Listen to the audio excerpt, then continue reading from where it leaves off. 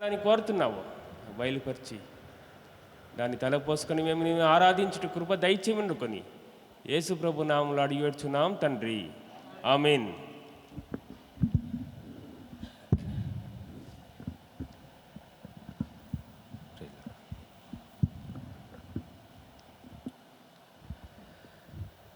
ప్రియమైన ప్రభువులారా, ప్రభు అయిన యేసుక్రీస్తు నామములో మీ అందరికీ వందనాలు తెలియజేసుకుంటున్నాం.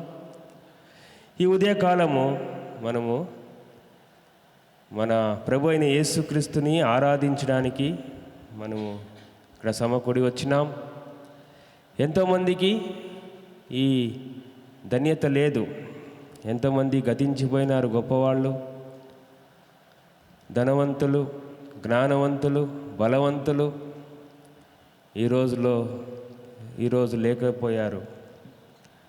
ఏమీ పనికిరానివైనా మనందరూ కూడా దేవుడిని జ్ఞాపకం చేసుకొని దేవుణ్ణి ఆరాధించే అవకాశం మనకి అనుగ్రహించినాడు.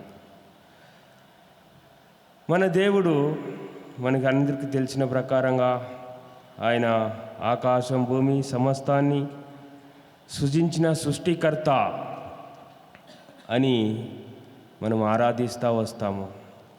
మనని రక్షించిన రక్షకుడు అని దేవుణ్ణి మనము ఆరాధిస్తూ వస్తాము. ఈరోజు కూడా కొన్ని లేఖన బాబు నుంచి కొన్ని మాటలు మనం చూసుకొని దేవుణ్ణి ఆరాధిస్తాము. ప్రకటన రాసిన గ్రంథము 22 అధ్యాయము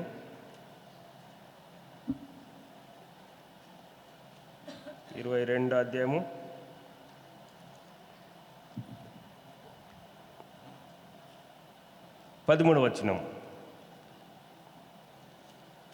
22 నేనే అల్ఫాయు ఒమేగాయు, మొదటివాడను కడుపటవాడను, ఆదియు అంతము అయి ఉన్నాను. కాబట్టి మనం ఆరాధించుకొచ్చిన దేవుడు సామాన్యమైన దేవుడు కాదు. నేనే మొదటివాడను కడపటివాడను. కాబట్టి ఈ భూమి, ఆకాశము అదన్నీ కూడా సృజించకనా ముందు మన దేవుడు ఉన్నాడు. యెహోవా దేవుడు, యేసు ప్రభు దేవుడు, పరిశుద్ధాత్మ దేవుడు. ఈ విధంగా ఆయన మొదటివాడను, అన్నిటికన్నా ప్రథమ వాడుగా, మొదటివాడుగా ఉన్నాడు. కడపటివాడు కూడా ఆయనే. కాబట్టి ఈ లోకంలో మనం చూస్తాము, ఎంతోమంది బలవంతులు, ఎంతోమంది పేరుగాంచిన వీరులు, శూరులు, రాజులు అని కూడా జన్మించినారు, కానీ గతించిపోతూ వచ్చారు. కొంతమంది పేరు కూడా మర్చిపోతూ వచ్చినాము. అయితే మనము ఆరాధించవచ్చే దేవుడు మొదటివాడు, కడపడవాడు. ఆ రోజు ఎట్లాగా ఉన్నాడో ఈరోజు కూడా అలాగనే ఉన్నాడు. కాబట్టి ఇంత గొప్ప దేవుణ్ణి మనము తప్పకుండా సాగిలపడి నమస్కరించి పూజించి ఆరాధించాలా. అలాగని మనం వస్తూ ఉంటే కీర్తన 19 కీర్తన 16వ వచనం. 19 కీర్తన 16వ వచనం. Revolution chapter 19 verse 16. రాజులకు రాజును, ప్రభువులకు ప్రభువును అను నామము ఆయన వస్త్రం మీదను తొడ మీదను రాయబడి ఉన్నది. కాబట్టి మన దేవుడు మొదటివాడును కడుపటివాడును మాత్రమే కాదు, రాజులకు రాజును, ప్రభులకి ప్రభువు. కాబట్టి మొన్న అమెరికా ప్రెసిడెంట్ ఎలక్షన్ కొరకు ఎలక్షన్ జరిగింది. 4 సంవత్సరాలు వాళ్ళు ప్రెసిడెంట్గా ఉండి పరిపాలిస్తారు. దాని కొరకు ఎన్నో పోటీలు జరిగింది. అయితే మన దేవుడిని మనం చూస్తున్నాము. మన దేవుడు ఎలాంటి వారంట? రాజులకు రాజు, ప్రభులకు ప్రభు. కాబట్టి ఈ లోకంలో ఎంతమంది రాజులు ఉన్నారో వాళ్ళందరికీ రాజు ఆయన. ఈ లోకంలో ఎంతమంది ప్రభులు ఉన్నారో వాళ్ళందరికీ ప్రభు ఆయన. కాబట్టి ప్రియులరా, మొట్టమొదటి ఆయన్ని ఎందుకు ఆరాధించాలంటే ఆయన మొదటి వాడును కడపటి వాడును నేనే అన్నాడు.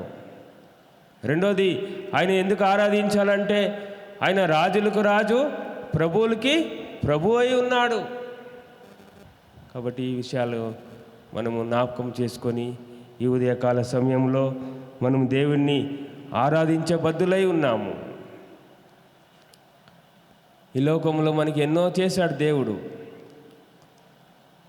అవన్నీ కూడా రక్షణ పొందినవారు, దేవుని బిడ్డలైన వారు దాన్ని తలపోసుకొని ఆరాధిస్తూ ఉంటారు. అయితే ప్రపంచమంతా కూడా ఆయనని ఆరాధించాల్సిందే. కారణం ఏంటంటే ఆయన మొదటివాడును కడపటివాడును. ఆయన రాజులకు రాజు, ప్రభులకి ప్రభువు. కాబట్టి ప్రియులరా, నేను అప్పుడప్పుడు నేపాల్ ప్రాంతము, అక్కడ మన సహవాసంలో మీటింగ్ జరుగుతూ ఉంటుంది. అక్కడ పెద్దవాళ్ళు అయితే చాలా గౌరవిస్తారు. పెద్దవాళ్ళు చూసినప్పుడు చిన్నవాళ్ళంతా కూడా చాలా గౌరవిస్తారు. ఎట్లా గౌరవిస్తారంటే ఇట్లా చేయి పెట్టుకొని ఇట్లా ఉంటారు, కిందికి ఉంటారు. అప్పుడు వాళ్ళు ఆశీర్వదిస్తూ ఉంటారు. అంటే ఈ లోకంలో కొన్ని రోజు ఉండి గతించిపోయే వాళ్ళు,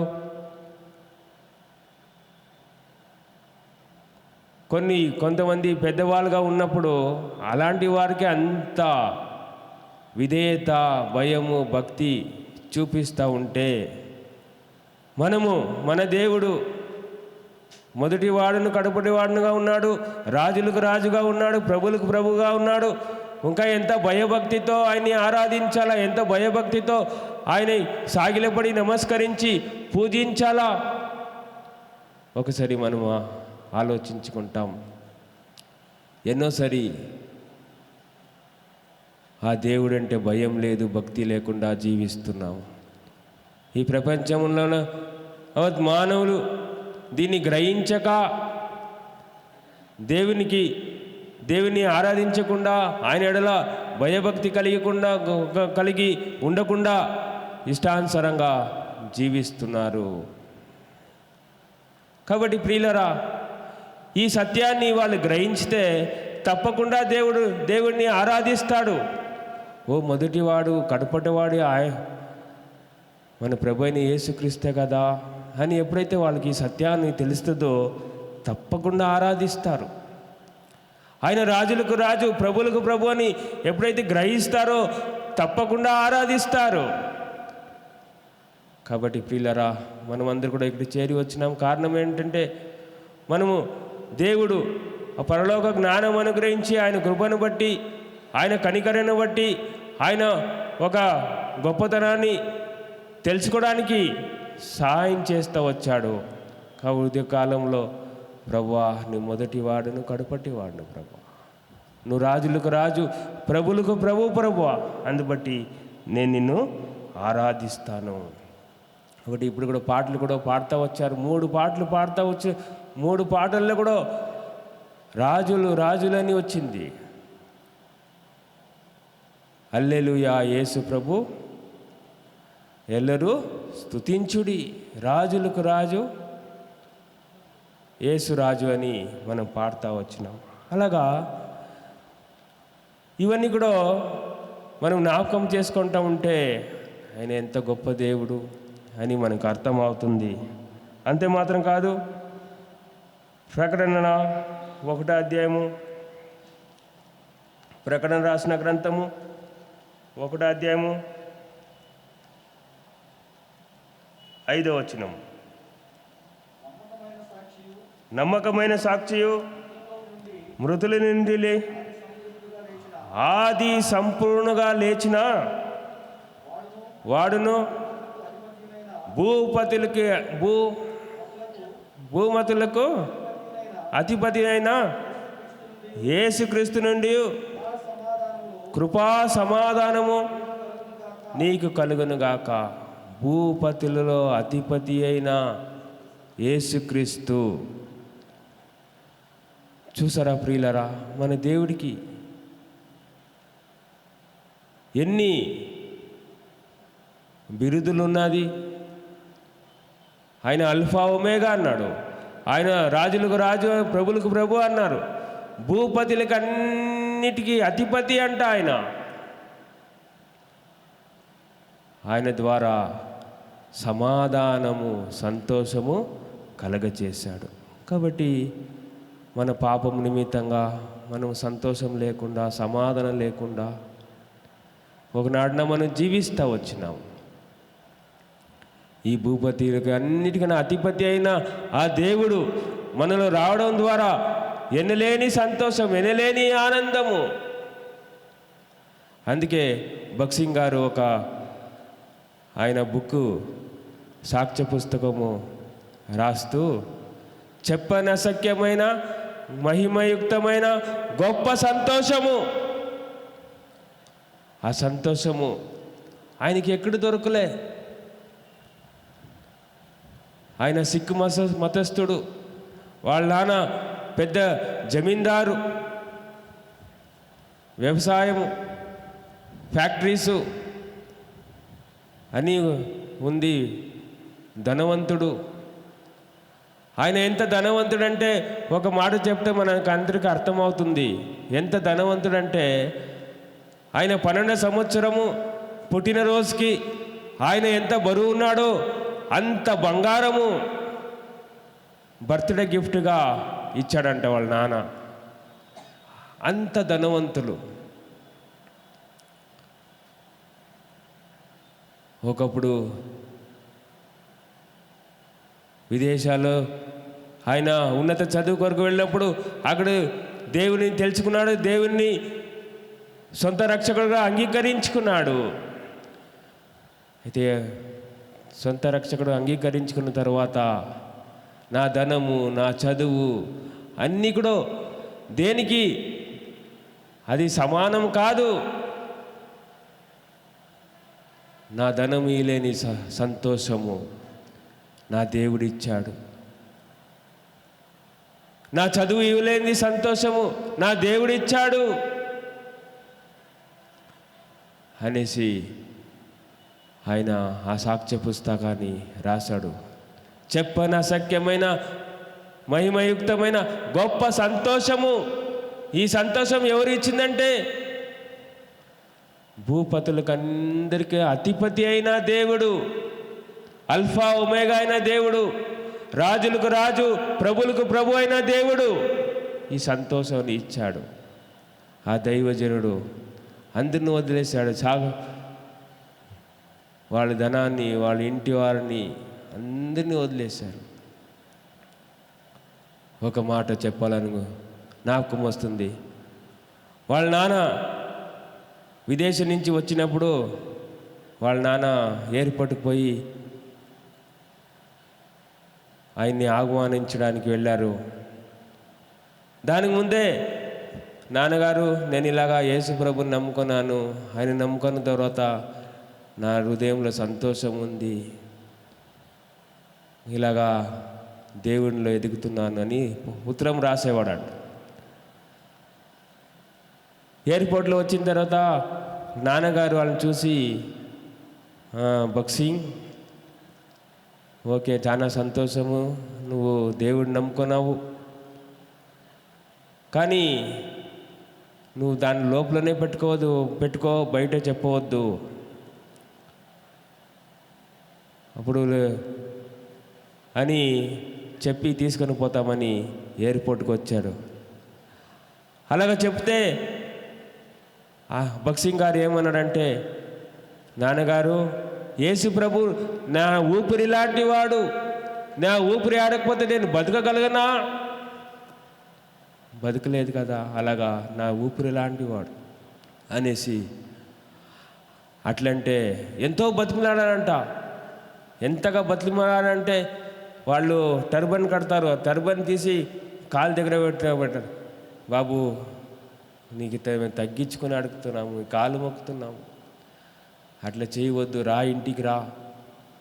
అయితే మా బంధుమిత్రులని ఉంటారు కానీ నువ్వు లోపల ఉంచుకో, సంతోషము, నాకు కూడా సంతోషము. అట్లా కుదురుతు తన నాన్నగారని అన్నీ వదిలేసి వచ్చేసాడు. దేవుడు ఎంతగా ఆయన్ని ఘనపరచాడంటే ఎన్నో ఆత్మలు రక్షించడానికి, ఎన్నో వేల సంఘాలు నిర్మించడానికి ఆయన ఒక పాత్రంగా వాడుకున్నాడు. అంత గొప్ప వ్యక్తి దైవజనుడు రాసిన ఆ పుస్తకము చెప్పనసక్యమైన మహిమయుక్తమైన గొప్ప సంతోషము. ఎందుకంటున్నాం అంటే గుర్తు చేసుకుంటామంటే ఆ సంతోషం ఆయన పొందాడు. అందుకే దేవుణ్ణి ఆరాధిస్తూ వచ్చాడు, దేవుణ్ణి మహిమపరుస్తూ వచ్చాడు. ఎలాగా ఆరాధించాలా, ఎలాగా మహిమపరచాలా అని బైబిల్ని క్షుణ్ణంగా పరిశీలించి చదివి ఆయన దేవుడి సన్నిధిలో నుంచి మొరపెడుతూ, ప్రభువా ఈ సంఘ దర్శనం ఏమి, సంఘాల్లో ఎలాగా మిమ్మల్ని ఆరాధించాలా, ఎలాగని ఒక శరీరంలో పాలు పొందాలా, ఎలాగ సువార్త ప్రకటించాలా, అవన్నీ కూడా దేవుడి దగ్గర మొరపెడుతూ అడిగి తెలుసుకొని గొప్ప కార్యాలు చేశాడు. అలాంటి సహవాసంలో మనము ఉంటున్నాం కాబట్టి పిల్లరా, మనం కూడా దాన్ని గ్రహించాలా. ప్రభువా నువ్వు ఆది అంతమైన దేవుడు, అల్ఫా ఒమేగమైన దేవుడు, రాజులకు రాజు అయిన దేవుడు. అంతే మాత్రం కాదు, భూపతులకి అందరికన్నా అధిపతివు ప్రభువా. అందుబట్టి నేను నిన్ను ఆరాధిస్తా, నిన్ను మహిమపరుస్తా అని దేవుణ్ణి మనము ఆరాధించాలా, దేవుణ్ణి మనము మహిమపరచాలా. మొట్టమొదటి మనం దేవుణ్ణి ఎందుకు ఆరాధించాలంటే ఆయన ఒక గొప్పతనాన్ని, ఆయన ఒక ఎలాగ ఉన్నాడో దాన్ని మనము తలపోసుకొని దేవుని మనము ఆరాధించాలా. రెండోదిగా దేవుడు మనకి అనుగ్రహించిన రక్షణ గురించి దేవుణ్ణి మనము ఆరాధించాలా. మనము మాట వినని వాళ్ళము, తిరుగుబాటు చేసేవాళ్ళము, అలాంటి వారిని దేవుడు కరుణించి రక్షించినాడు. సమయము ఎక్కువ లేదు కాబట్టి ఒక సందర్భం గుర్తొస్తుంది. ఎస్తరు గ్రంథంలో వస్తీ రాజు మాట వినకపోతే ఆ వస్తీని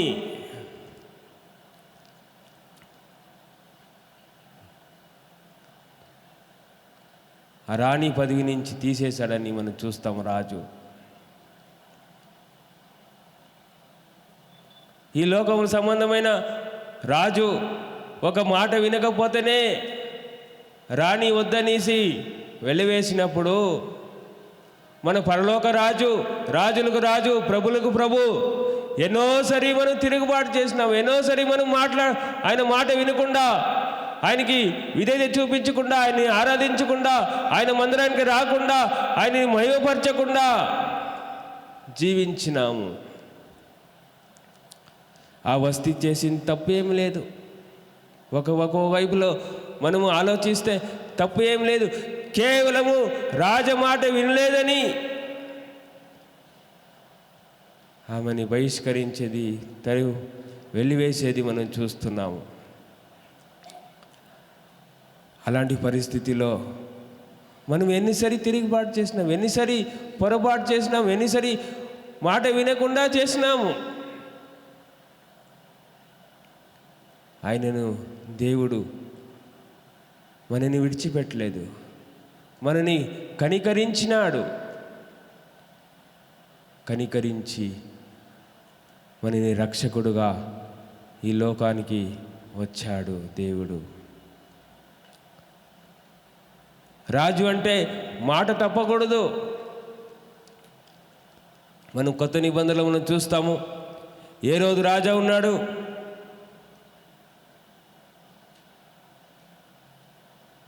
కామ నాట్యం ఆడి ఆయన్ని సంతోష పెడితే నీకేం కావాలో అడుగు అంటే బాప్తిజం ఇచ్చే యోహాను ఒక తల కావాలా అంటాడు. ఆయన మాట తప్పకూడదు కదా.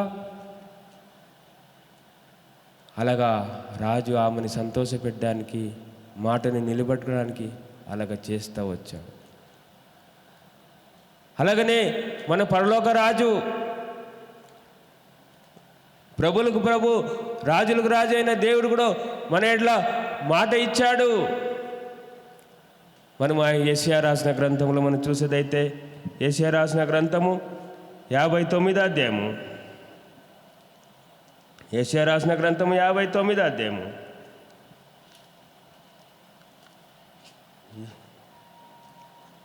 20వ వచనం. మీకు ఒక రక్షకుడిని సీయోను వద్దకును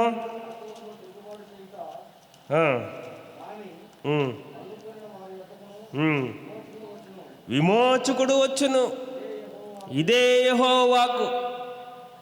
కాబట్టి సీయోను వద్దకును తిరుగుబాటు చేయుట మాని మల్లుకొనినా వారి యొద్దకును విమోచకుడు వచ్చును, ఇదే యెహోవా వాక్కు. మన రాజులకు రాజు, ప్రభులకు ప్రభు కూడా ఆయన ఒక మాట ఇచ్చాడు, విమోచకుడు వస్తాడని. కాబట్టి ప్రియులారా, 2000 సంవత్సరాల వెనకాల ఆ విమోచకుడు ఈ లోకానికి వచ్చాడు.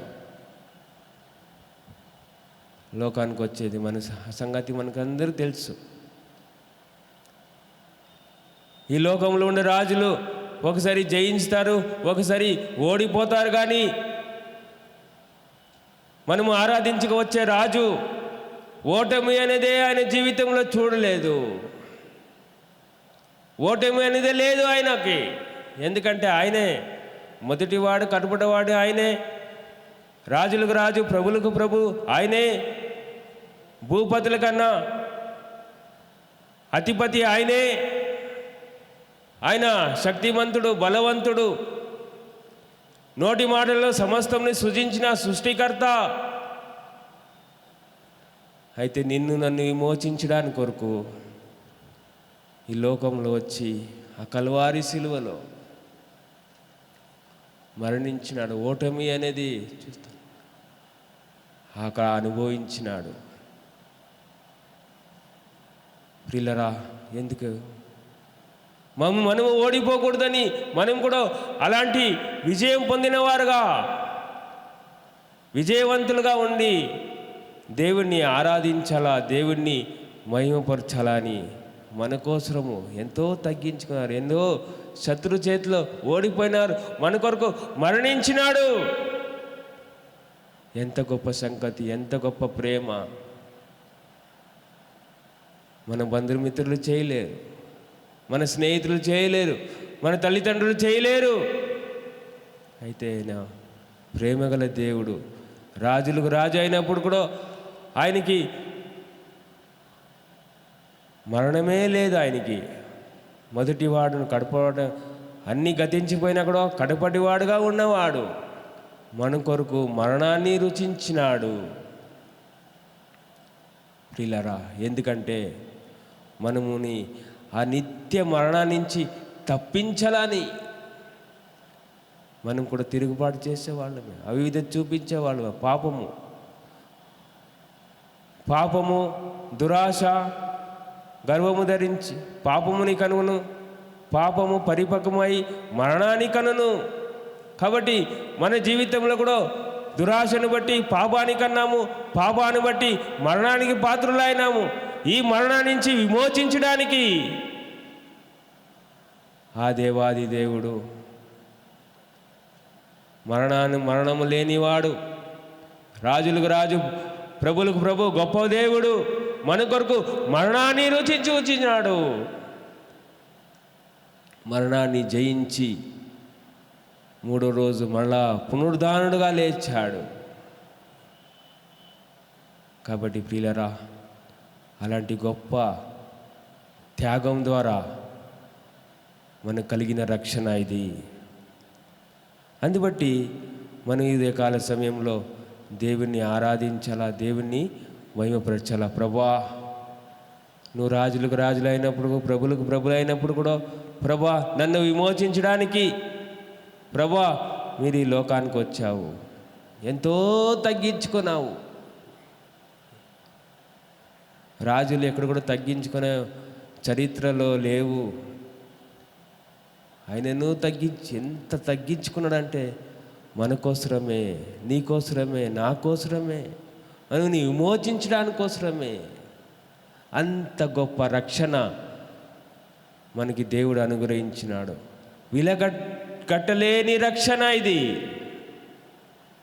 అందుకే బైబిల్ గ్రంథం సెలవిస్తుంది కదా, ఒక మానవుడు లోకమంతా కూడా సంపాదించుకొని తన ఆత్మని నష్టపరుచుకుంటే ఏమి లాభము? ఈ లోకం కన్నా విలువైన ఆత్మరక్షణ మన ప్రభు అయిన యేసుక్రీస్తు ఆ కల్వారి శిలువ మీద కలిగచేశాడు. ఈ మాటలు మనం జ్ఞాపకం చేసుకొని దేవుణ్ణి ఆరాధిస్తాం. భక్సింగ్ గారు చెప్పేవాళ్ళు, దేవుడు మనకిచ్చిన రక్షణ కొరకు మన జీవిత కాలం అంతా కూడా ఆయన్ని ఆరాధించడం కూడా సరిపోదు.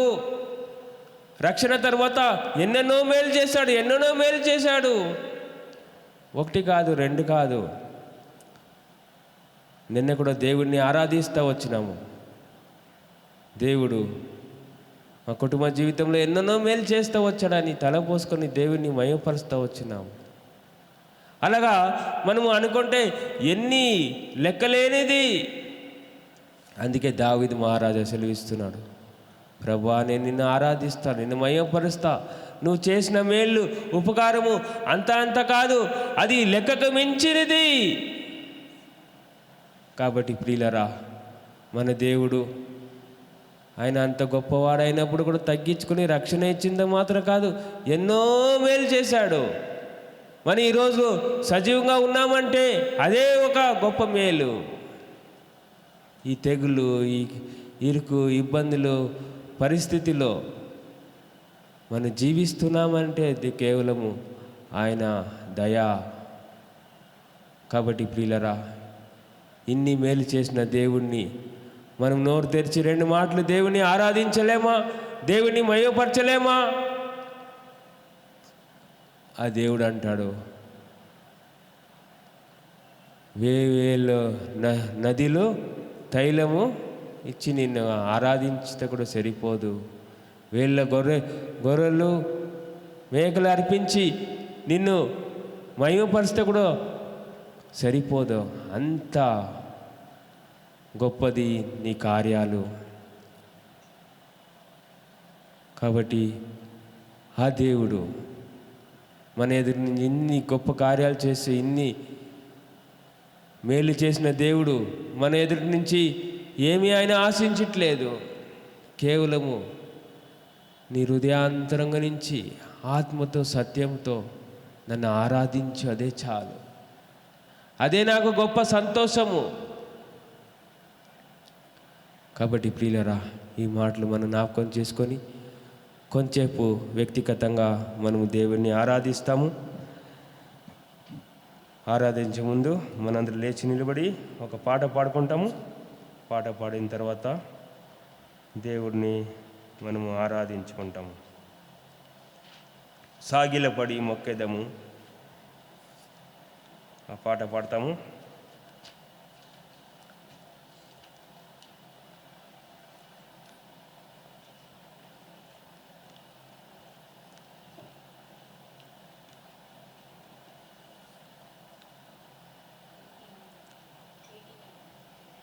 సీయోను పాట పుస్తకం నుంచి 89వ పాట పాడుకుంటాము.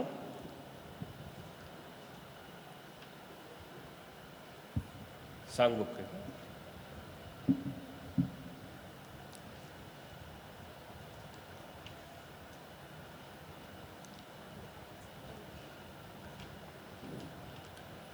అన్ని పాఠ పుస్తకంలో 89వ పాట ఉంటుంది. కాబట్టి పాత పాఠ పుస్తకంలో కొత్త పాఠ పుస్తకంలో ఒకే సంఖ్య ఉంటుంది. 89వ పాట పాడుకుంటాము.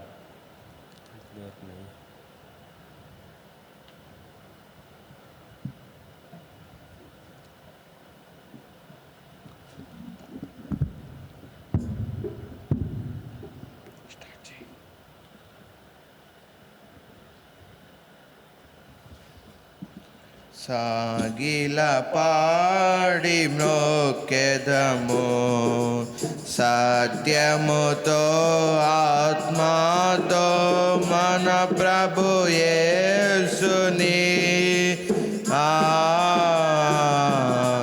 సాగిల పాడి మ్రోకెదము మోషే కంటే శ్రేష్ఠుడు అని మోసముల నుండి విడిపించు మోషే కంటే శ్రేష్ఠుడు అని మోసముల నుండి విడిపించు వేషధారులను ద్వేషించు ఆశతో మ్రోకెదము వేషధారులను ద్వేషించు ఆశతో మ్రోకెదము సాగిల పాడి మ్రోకెదము సత్యముతో ఆత్మతో మన ప్రభు యేసుని సాగిల పాడి మ్రోకెదము అహరోను కంటే శ్రేష్ఠుడు మన ఆరాధనకు పాత్రుండు అహరోను కంటే శ్రేష్ఠుడు మన ఆరాధనకు పాత్రుండు ఆయనే ప్రధాన యాజకుడు అందరము మ్రోకెదము ఆయనే ప్రధాన యాజకుడు అందరము మ్రోకెదము సాగిల పాడి మ్రోకెదము సత్యముతో ఆత్మతో మన ప్రభు యేసుని సాగిల పాడి మ్రోకెదము 6 రాజులు కంటే శ్రేష్ఠుడు యాజకులనుగా మనలను చేసెన్ రాజులు కంటే శ్రేష్ఠుడు యాజకులనుగా మనలను చేసెన్ రారాజుగా త్వరలో వచ్చున్ దయముగను మ్రోకెదము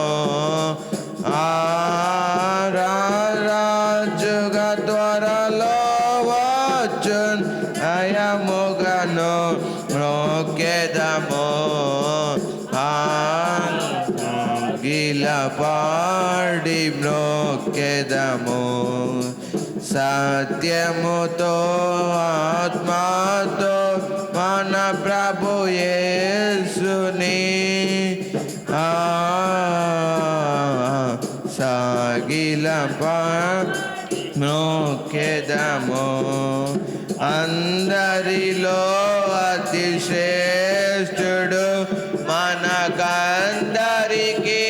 తానే ప్రభువు అందరిలో అతి శ్రేష్ఠుడు మనకందరికీ